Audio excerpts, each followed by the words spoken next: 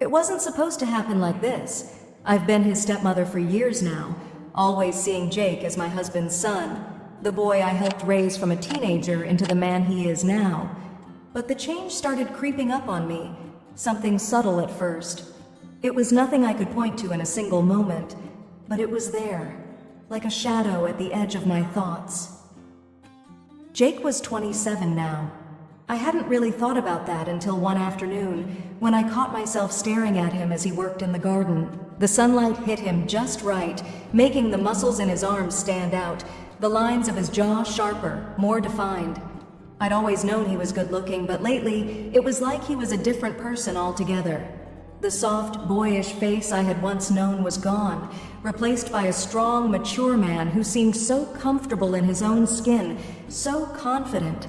I noticed the way his shoulders had broadened, the smoothness of his chest beneath his shirt, his posture when he stood, like someone who knew he was capable of anything. He wasn't a boy anymore. No, Jake was a man. And there it was, that undeniable awareness in the pit of my stomach, a feeling I hadn't expected to have. He had always been the son I cared for, but now I couldn't deny the attraction that started to grow whenever I looked at him. It felt like I was seeing him for the first time, really seeing him. It wasn't just his appearance, it was his confidence, the way he moved through the world now. He didn't need validation from anyone. There was something magnetic about him. When he looked at me, it was different now. I could feel it in the air between us, this shift in energy, a silence that made the simplest interactions feel laden with meaning. When he smiled, it wasn't just a friendly smile anymore. It was something more loaded. The way he laughed, the way his voice dropped when he spoke to me. One day, as I walked past him in the kitchen, I felt a flutter in my chest when his eyes met mine.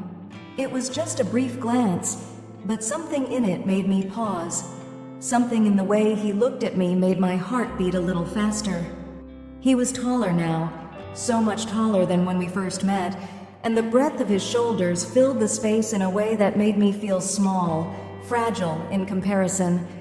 I couldn't help but notice the way his t-shirt stretched across his chest, the muscles underneath shifting as he reached for a glass. It was so casual, but for me, in that moment, it felt anything but. I tried to push it all away. I had to. He was my stepson. My feelings had no place here. But every time I saw him, something stirred inside me. Something that couldn't be easily explained away. It was like a switch had flipped in my mind, and suddenly I couldn't look at him the same way. The boy I had cared for and raised had become a man, one I couldn't ignore. And yet, I wasn't sure how much of this was just a passing phase. Maybe I was just too used to being around him, too used to seeing him every day. But the more I thought about it, the more I realized it wasn't just the physical change. No, it was the way he made me feel now, the way the air shifted when we were in the same room. I wasn't just seeing a young man anymore. I was seeing him, really seeing him for the first time, and it terrified me. I thought about it for days, this strange pull toward him, and I couldn't seem to stop. He had become someone I couldn't stop noticing, someone I couldn't stop thinking about. And that realization shook me to my core. Jake was no longer the boy I had helped raise. He was someone else, someone completely new, and I was feeling things I shouldn't. I had to figure out why, and more importantly, how to make it stop. But in the quiet moments, when no one else was around, I couldn't shake the idea that maybe it was already too late. The days that followed only seemed to magnify the strange shift between Jake and me. It wasn't something I wanted to acknowledge, but I could feel it in every interaction we had. The way our eyes met when we passed each other in the hall. The way his voice seemed to carry a new weight when he spoke to me. A depth that I couldn't ignore. And then there were the small moments, the ones that in my mind, long after they were over. I tried to tell myself it was nothing, that I was imagining things. He was my stepson, for crying out loud. He was like a son to me. But every time I saw him, every time he moved, the air between us seemed to hum with a quiet intensity. I couldn't escape the feeling that there was something more, something beneath the surface of our interactions that we were both aware of, but didn't dare speak aloud. It all came to a head one night after dinner. Michael, my husband, was working late again. I was sitting on the couch, flipping through a magazine, trying to relax. When I looked up and caught Jake's gaze across the room, his eyes were dark, intense, almost as if he was trying to read me, trying to figure something out. At first, I thought it was just my imagination running wild, but then I saw it again. The way his lips parted slightly, the subtle shift in his posture. He wasn't looking at me like a mother or even as a stepmother. He was looking at me like I was something else, something he wanted. My heart skipped a beat. My breath caught in my chest, and for a moment, I forgot how to breathe. I told myself I was just being paranoid, but I couldn't shake the feeling that the attraction I had been fighting was mutual. My thoughts spiraled out of control, my pulse quickening as I tried to keep my composure, but I could feel my body betraying me. "Is everything okay?" Jake asked, breaking the silence. His voice was low, almost too casual, but there was something in the way he said it that felt more than it should have. I forced a smile, trying to hide the way my heart was pounding in my chest. "Yeah, just tired," I replied, my voice not quite steady. I was ashamed of how flustered I felt, ashamed that his presence could make me feel so alive.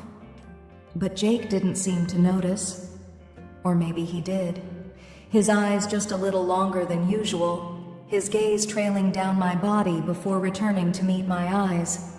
I could tell that he was trying to be subtle, trying to hide whatever he was feeling, but I knew what he wanted, what was in his eyes. The room felt too small all of a sudden, the space between us narrowing with each passing second. He took a step closer, and I felt a strange, almost magnetic. It was like we were both caught in this web we couldn't escape from. There was a moment of silence, heavy with unspoken words, and for a fleeting second, I almost believed that I could reach out and touch him, that I could close the distance between us and feel the heat of his body against mine. But I didn't. I couldn't. And yet, I couldn't tear my eyes away either. We just stood there, locked in this shared moment, suspended between what was and what could never be. My heart was still racing, and I could feel the heat creeping up my neck, but I forced myself to look away, to break the connection before it could go any further. "I'm going to bed," I said, my voice suddenly sounding foreign to me. I stood up quickly, hoping to escape the weight of the moment, but I couldn't shake the feeling that Jake was watching me leave, that the pull between us had only grown stronger. As I made my way up the stairs, my thoughts swirled. I was terrified of what this all meant, of what it could mean. I kept telling myself that I was just being foolish, that I couldn't possibly be feeling what I thought I was feeling. But with every glance, every accidental touch, every moment I felt like I was losing control, and worst of all, I wasn't sure I wanted to stop. When I finally reached my room, I locked the door behind me, but it didn't feel like I had locked myself away from Jake. It felt like I had locked myself away from the truth that something had shifted, something had changed between us, and there was no going back. It was one of those nights when the storm rolled in, heavy rain pounding against the windows, thunder rumbling in the distance. The power flickered, then went out entirely, leaving the house in an eerie quiet. I was sitting on the edge of the bed trying to light a candle when I heard a soft knock at my door. "Mom?" Jake's voice came from the other side, hesitating just slightly. "You okay in there?"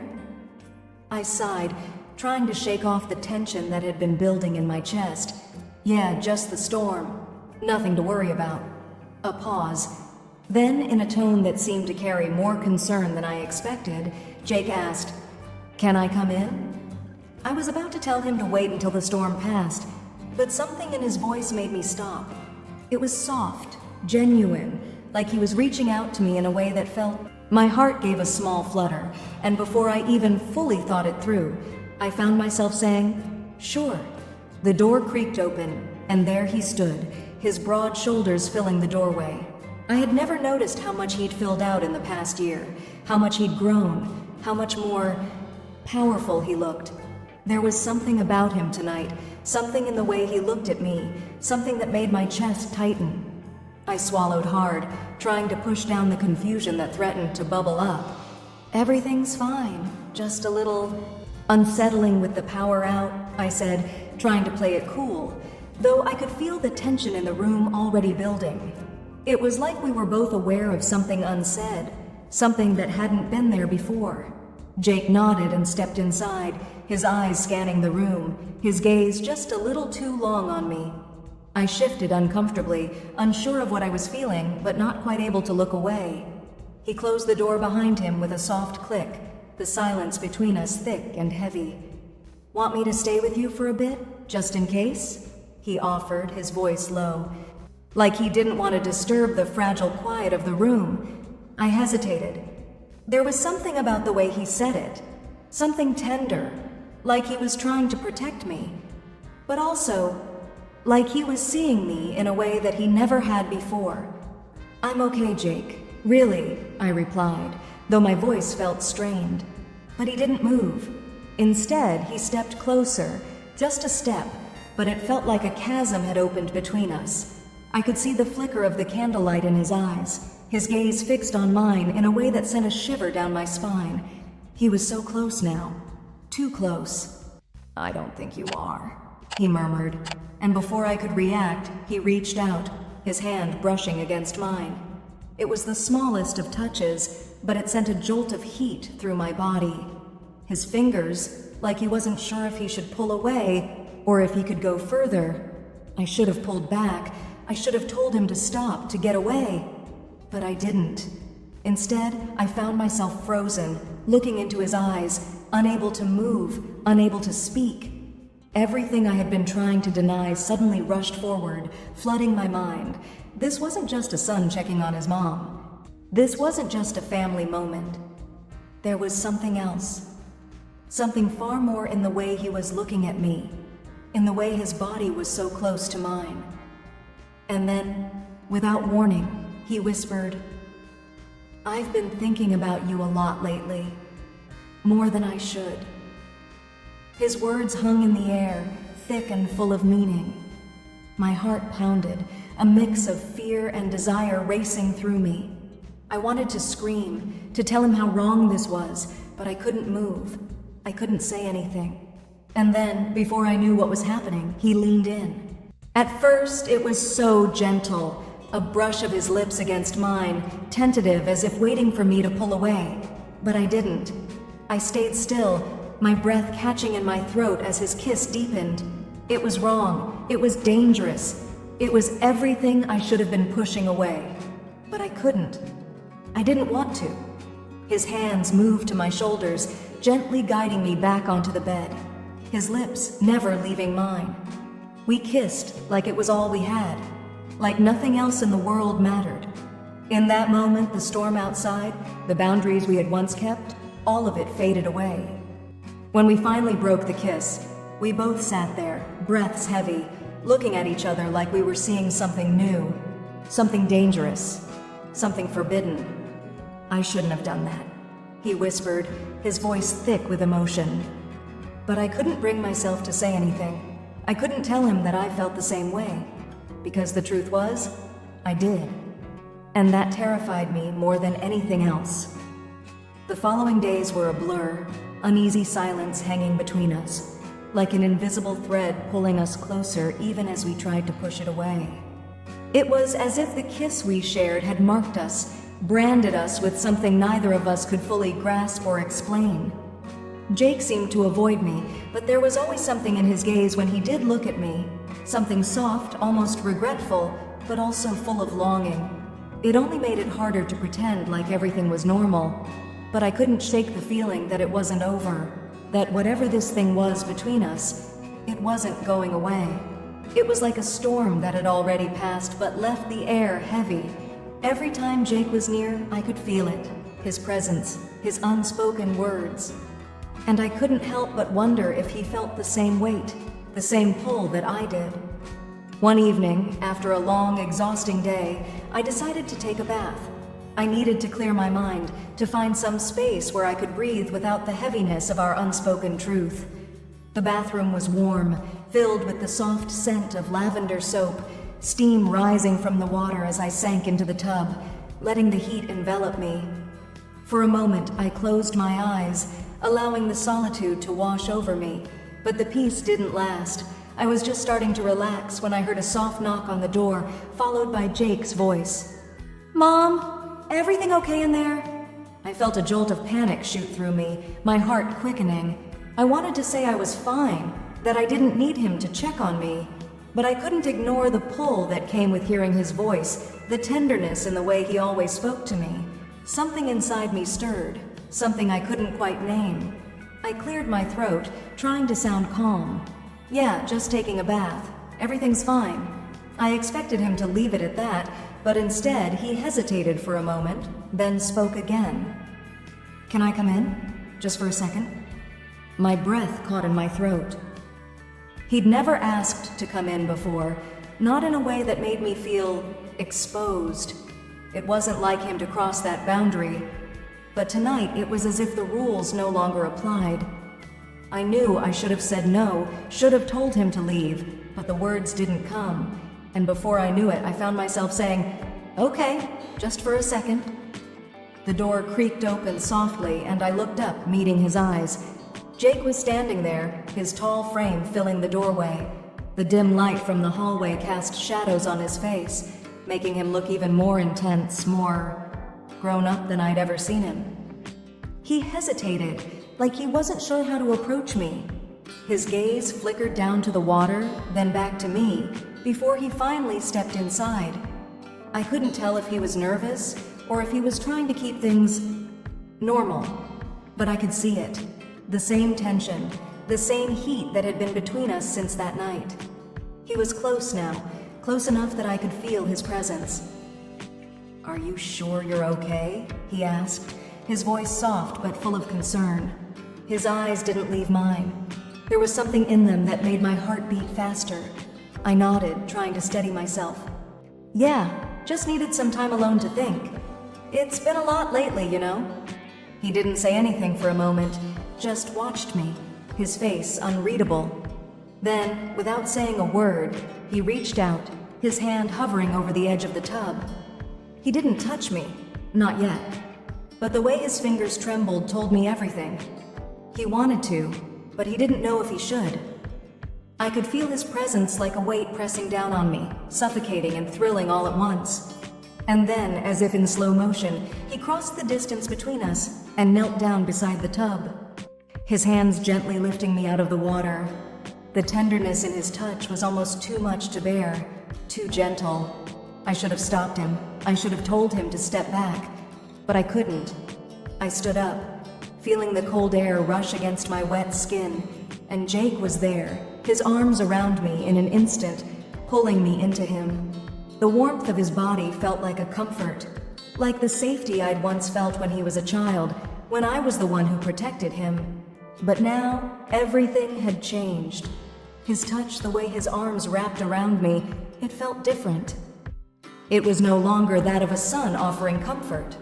No, this was something else entirely. My body pressed against his, and I felt the hardness of his chest, the heat of his skin, the undeniable strength of him. For a moment, it was as though the world outside had disappeared, and it was just the two of us in this space, locked in this quiet. His lips brushed against my forehead softly, and the tenderness in the gesture made my breath catch. It felt so right, so natural, but at the same time, it felt like the most dangerous thing in the world.